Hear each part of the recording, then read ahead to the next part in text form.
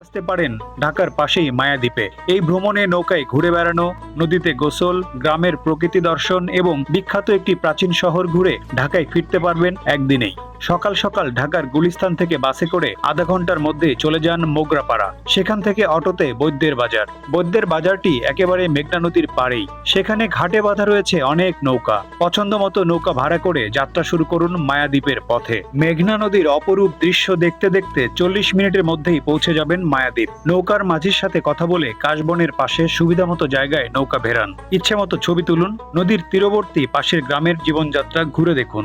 এরপর নদীতে গোসলে নেমে পড়ুন। আরো অনেককেই পাশে পাবেন। সাঁতার কাটতে পারেন ইচ্ছে মতো। সাঁতার না জানলে লাইফ জ্যাকেট নিয়ে যাবেন। গোসল সেরে আবার বৈদ্যের বাজার ফিরে আসুন। এখানে নদীর মাছ দিয়ে দুপুরের খাবার খেতে পারেন। চাইলে বাজার থেকে নদীর মাছও কিনতে পারেন। এরপর অটোতে করে পানাম সিটি। পানাম সিটিতে প্রবেশের আগে পঙ্খিরাজ খালের উপরে নির্মিত মোঘল আমলের সেতুটিতে একটু দৃষ্টি রাখুন। পানাম সিটি নিয়ে নতুন করে কিছু বলার নেই। শত শত বছরের প্রাচীন এই শহরের পুরনো বাড়িগুলো ঘুরে দেখতে দেখতে কখন দিন শেষ হয়ে যাবে বুঝতেই পারবেন না। তবে একটু সময় বের করে সোনারগাঁও লোকশিল্প জাদুঘর দেখে নিন। এরপর চলে আসুন মোগরাপাড়া বাস স্ট্যান্ডে। সেখান থেকে বাসে গুলিস্তান। আপনজন আর বন্ধুদের নিয়ে